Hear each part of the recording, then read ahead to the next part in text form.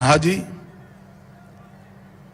भारत सरकार की मंत्रिपरिषद में मेरे साथी यहीं के सांसद doctor Jitendra Singh ji, Jammu Kashmir high court के मुख्य न्यायाधीश जस्टिस पंकज मित्तल जी, भारत सरकार के गृह सचिव श्रीमान भल्ला जी, आसूचना ब्यूरो के निर्देशक श्री अरविंद कुमार जी, आज जिनके निमंत्रण पर मैं यहाँ पर उपस्थित हुआ हूँ, सीआरपीएफ के डीजी श्री कुलदीप सिंह जी, मुख्य सचिव जम्मू और कश्मीर, और आज इस शानदार परेड में जिन्होंने हिस्सा लिया है और अन्यथा भी उपस्थित है, सभी सीआरपीएफ के मेरे प्यारे जवान भाइयों बहनों, उनके परिवारजनों, प्रिय बच्चों, पत्रकार और छायाकार मित्रों, आज सीआरपीएफ के लिए और देश की सुरक्षा के लिए जुड़े हुए सभी संगठनों के लिए बहुत हर्ष का विषय है कि आज सीआरपीएफ अपनी 83वीं वर्षगांठ मना रहा है। इस अवसर पर देश भर में देश की सुरक्षा और आंतरिक सलामती का काम करते हुए फैले हुए लाखों सीआरपीएफ के सभी जवानों को मैं हृदय से बधाई भी देता हूं और बहुत शुभकामनाएं भी देता हूं। मित्रों, भारत सरकार ने एक निर्णय अभी किया है कि सभी सीआरपीएफ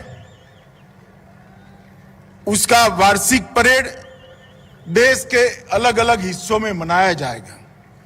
इसके पीछे उद्देश्य यह है कि देश की सुरक्षा, सीमाओं की सुरक्षा और आंतरिक सुरक्षा में लगे हुए सभी सीआरपीएफ संगठन अलग अलग हिस्सों में जाकर देश की जनता से आत्मीय संबंध बनाए और देश की संस्कृति के साथ घुल मिलकर अपने आप को सदैव ड्यूटी के लिए समर्पित करें। इसी कार्यक्रम के तहत आज सीआरपीएफ की वार्षिक परेड ऐतिहासिक शहर जम्मू में आयोजित की गई है। आज मैं जम्मू में आया हूं। ये ऐतिहासिक नगर में मेरी बात की शुरुआत करने से पहले सबसे पहले मां वैष्णो देवी को प्रणाम कर मैं मेरी बात की शुरुआत करना चाहता हूं। ये यही भूमि है जहां पंडित प्रेमनाथ डोगरा ने और श्यामा प्रसाद मुखर्जी ने कश्मीर को भारत का अटूट हिस्सा बताते हुए एक देश में दो प्रधान, दो निशान और दो विधान नहीं चलेंगे, इसका आंदोलन किया था। और हमारे देश के नेता श्यामा प्रसाद मुखर्जी का बलिदान भी इसी धरती पर इसी आंदोलन को करते करते हुआ था। आज मुझे आनंद है कि मोदी जी के नेतृत्व में श्यामा प्रसाद मुखर्जी और पंडित प्रेमनाथ डोगरा दोनों के स्वप्न आज पूरे हुए हैं और आज एक निशान, एक विधान और एक प्रधान का स्वप्न पूरा हुआ है। मित्रों, आज सीआरपीएफ के स्थापना दिन पर 2340 सीआरपीएफ के जो बलिदानियों ने बलिदान दिया है स्थापना से लेकर आज तक, और देश की सीमाओं की सुरक्षा करते हुए, बाद में देश की आंतरिक सुरक्षा करते हुए, नक्सलवाद, आतंकवाद के खिलाफ लड़ते हुए, कौमी दंगों को निपटते हुए, वो सभी सीआरपीएफ के जवानों को आज मैं देश की जनता की ओर से बहुत विनम्र श्रद्धांजलि भी देना चाहता हूं और उनके परिवारों के बलिदान को देश की जनता हमेशा के लिए याद रखेगी। और देश का इतिहास जब भी लिखा जाएगा, ये 2340 बलिदानी, उनका बलिदान सुवर्ण अक्षर से लिखा जाएगा। इसका आश्वासन मैं उनके परिवारजनों को देना चाहता हूं। आज जिनको अपने उत्कृष्ट प्रदर्शन के लिए अलग अलग प्रकार के अवार्ड मिले हैं, उनको मैं हृदय से बधाई देना चाहता हूं, और जिनको मरणोत्तर उपरांत अवार्ड मिले हैं, वो परिवारजनों को मैं कहना चाहता हूं कि आपके बेटे के, आपके पति के, आपके भाई की शहादत कभी विफल नहीं जाएगी। ये देश युगों युगों तक उनकी शहादत को याद रखेगा। मित्रों, सीआरपीएफ ने एक जो परंपरा खड़ी की है, अपने आप का विचार करे बगैर, अपने आप का विचार करे बगैर देश का विचार करना, देश की सुरक्षा का विचार करना, ये परंपरा को मुझे विश्वास है सीआरपीएफ के सभी जवान आगे ले जाएंगे और सुदृढ़ करेंगे। हम सभी का आज के दिन यही संकल्प होना चाहिए। सीआरपीएफ केवल एक सीएपीएफ के रूप में नहीं है। देश का बच्चा बच्चा सीआरपीएफ के जवानों की शिस्त, समर्पण, बलिदान और त्याग की भावना की सराहना करता है। बचपन से मैंने देखा है, कोई भी दंगा हो, सीआरपीएफ के जवान आते ही लोगों के मन में ये आश्वस्ति हो जाती है कि अब दंगा शांत हो जाएगा, अब परिस्थिति को सीआरपीएफ संभाल देगी। ये आश्वस्ति वैसे ही नहीं होती, अनेक सालों की परिश्रम और उज्जवल इतिहास के आधार पर ये आश्वस्ति होती है। चाहे नक्सल एरिया हो, चाहे कश्मीर के अंदर पाक प्रेरित आतंकवादियों का सामना करना हो, चाहे उत्तर पूर्व के अंदर अशांति फैलाने वाले ग्रुपों को समाप्त कर शांति को बहाल करना हो, ये तीनों क्षेत्र में सीआरपीएफ ने बहुत सराहनीय भूमिका निभाई है।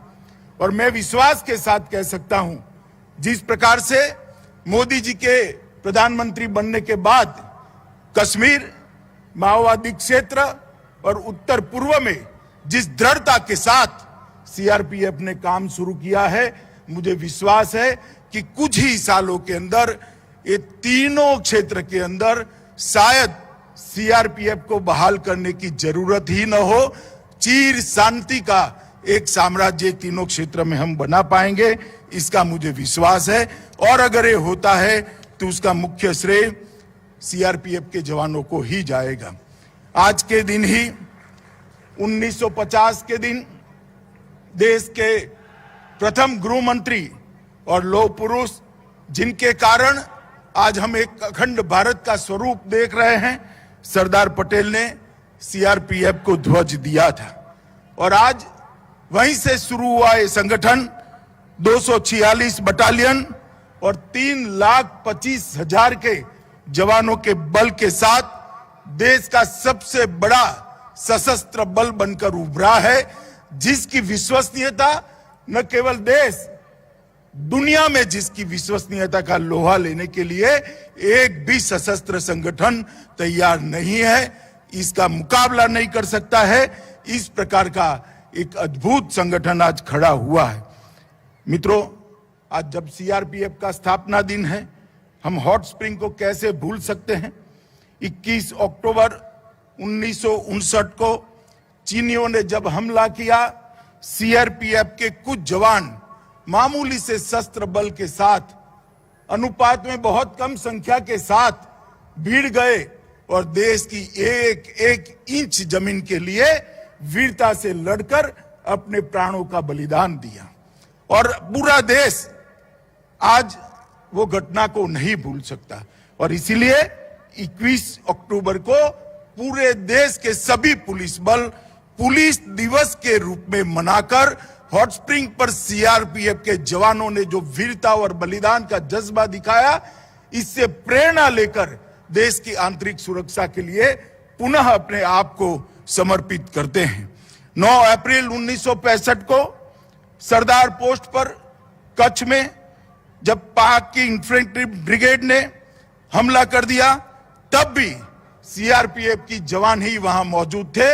उन्होंने अपना सर्वोच्च बलिदान देते हुए जहां तक शरीर में रक्त की एक बूंद थी वहां लड़ाई लड़ी और देश की भूमि को बचाने का प्रयास किया। ये दोनों घटनाएं देश के इतिहास के, देश की सुरक्षा के अंदर सुवर्ण अक्षर से लिखी थी और हमेशा सीआरपीएफ और पूरे देश को ये दोनों घटनाओं को पर गर्व होता है। इसीलिए 9 अप्रैल को हम शौर्य दिन के रूप में भी मनाते हैं। मित्रों, एक जमाना था जब नक्सलवाद, नॉर्थ ईस्ट थिएटर, कश्मीर में पाक प्रेरित आतंकवाद, 90 के दशक में इस सभी जगहों पे हिंसा चरम सीमा पर थी और देश की आंतरिक सुरक्षा का दृश्य देखकर देश के हर नागरिक के मन में चिंता होती थी कि देश का भविष्य क्या होगा, देश के भविष्य को हम कैसे सलामत रखेंगे, हमारे सार्वभौमत्व को कैसे अक्षुण्ण बनाकर रखेंगे, देश की आंतरिक सुरक्षा को कैसे संभालेंगे। मगर कुछ ही सालों में 2 दशक के कम समय के अंदर सीआरपीएफ ने, चाहे नक्सलवाद का क्षेत्र हो, चाहे नॉर्थ ईस्ट हो, चाहे कश्मीर का थी,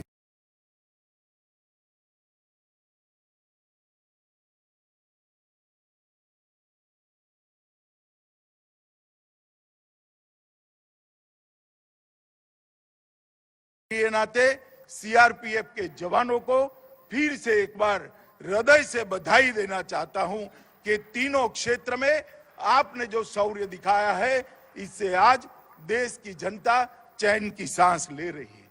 मित्रों, लोकतंत्र का उत्सव होता है चुनाव। चुनाव ही हमारे संविधान के लोकतंत्र के परिप्रेक्ष्य की पूर्ति करता है और निष्पक्ष और निर्भीक चुनाव, मत की अभिव्यक्ति निर्भीक रूप से हो, वो चुनाव की आत्मा होती है। और देश में जब कभी भी, चाहे विधानसभा के चुनाव हो, चाहे लोकसभा के चुनाव हो, जब कभी भी चुनाव होते हैं, देश के अंदर सबसे बड़ी ड्यूटी का निर्वहन करने वाला कोई सशस्त्र बल होता है तो अपना सीआरपीएफ होता है। और देश के अंदर लोकतंत्र को सुरक्षित रखने के लिए भी सबसे बड़ा योगदान सीआरपीएफ का है, क्योंकि निर्भीक चुनाव और निर्भीक मत की अभिव्यक्ति के बगैर कोई भी लोकतंत्र अपने आप को मजबूत नहीं रख सकता। मैं सीआरपीएफ के जवानों को इसके लिए भी बहुत बहुत बधाई देना चाहता हूं। आरएएफ की टुकड़ियों की स्थापना के बाद एक जमाने में भीषण दंगे देश भर में दिखाई पड़ते थे। आरएएफ ने कम से कम बल प्रयोग के साथ दंगों को कंट्रोल करने की, दंगों पर काबू पाने की नई पद्धतियां भी विकसित की है और वो पद्धतियों के अंदर महारत भी हासिल की है। दृढ़ता इतनी ही है जितनी होनी चाहिए, मगर कम से कम बल प्रयोग के साथ दंगाइयों को एक प्रकार की नई कला से आरएएफ शांत करने में बहुत विश्वासपूर्ण तरीके से आज सफल हुआ है। और मैं देश के दंगों का इतिहास कोई भी देखेगा तो उसके 2 हिस्से जरूर दिखाई पड़ेंगे, आरएएफ की स्थापना के पहले के दंगे और आरएएफ की स्थापना के बाद के दंगे। मैं निश्चित रूप से कह सकता हूं कि आरएएफ की स्थापना के बाद देश में दंगों को बहुत कम करने में रैपिड एक्शन फोर्स को सफलता मिली है। और रैपिड एक्शन फोर्स ने इसके साथ साथ स्टेट की रिजर्व पुलिस को भी ट्रेन करने का एक अभियान चलाया। इससे एक वाक्यता के साथ रैपिड एक्शन फोर्स और स्टेट की रिजर्व पुलिस दोनों साथ में मिलकर काम करते हैं, इसके बहुत अच्छे परिणाम मिले हैं। मित्रों, ये आजादी का अमृत महोत्सव है, अमृत महोत्सव का वर्ष है। हमारे देश के प्रधानमंत्री जी ने आजादी के अमृत महोत्सव में 130 करोड़ के देश के सामने एक लक्ष्य रखा है कि जब हम आजादी की शताब्दी मनाते हो उस वक्त हर क्षेत्र के अंदर दुनिया में देश प्रमुख स्थान पर हो, चाहे आर्थिक क्षेत्र हो, चाहे सुरक्षा का क्षेत्र हो, चाहे शिक्षा का क्षेत्र हो, चाहे आपसी सद्भाव का क्षेत्र हो, चाहे सांस्कृतिक विरासत को आगे ले जाना हो, चाहे रिसर्च एंड डेवलपमेंट को बढ़ाना हो, चाहे इंफ्रास्ट्रक्चर को मजबूत कर हर गांव तक, हर घर तक इंफ्रास्ट्रक्चर पहुंचाना हो।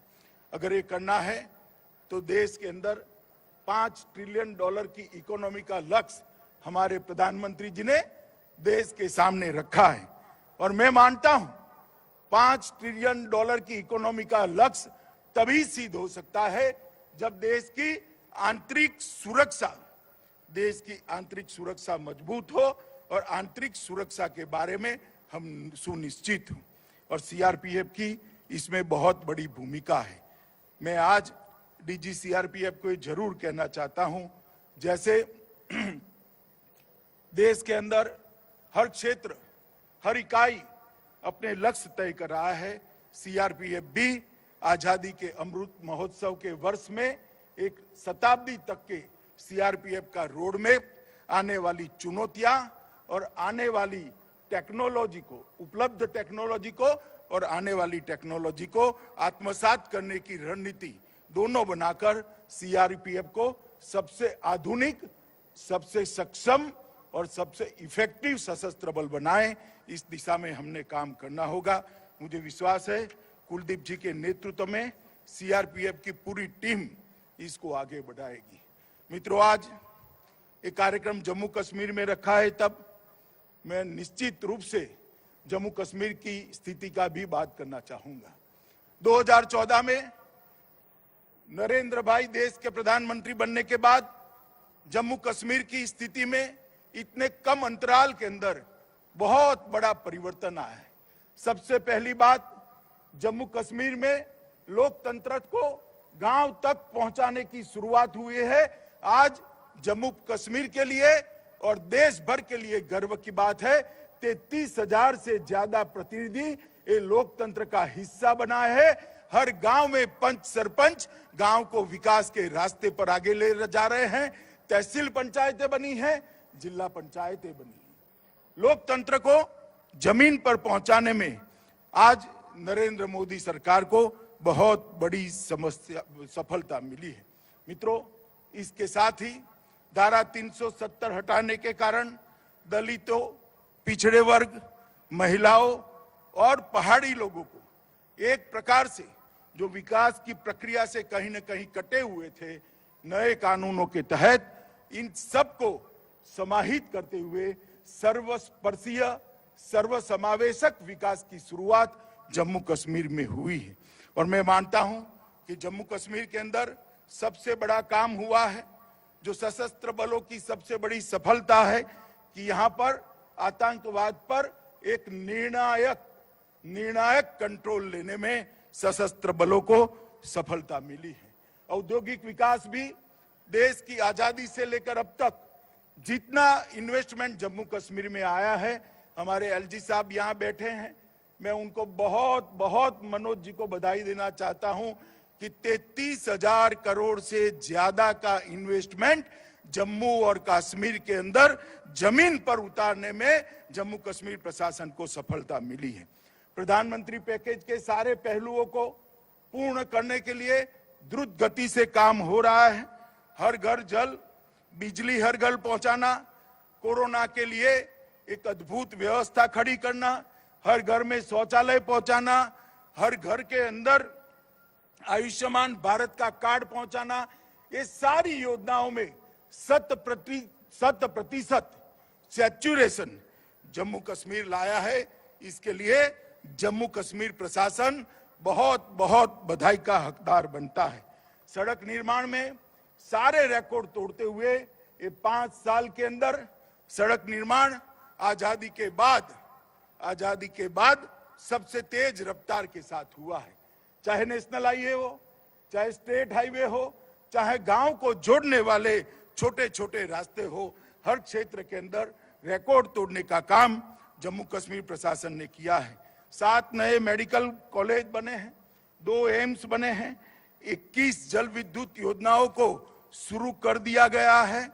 और इसके साथ साथ हर क्षेत्र के अंदर पारदर्शिता को लाने में जम्मू कश्मीर सरकार को बड़ी सफलता मिली है।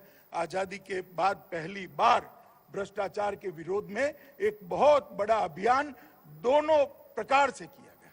भ्रष्ट लोगों को नसीहत करने का भी अभियान लिया गया और सिस्टम के अंदर से, प्रशासन के अंदर से भ्रष्टाचार कैसे नाबूद हो, इसके लिए भी एक बहुत बड़े बदलाव करने का काम जम्मू कश्मीर प्रशासन ने किया है।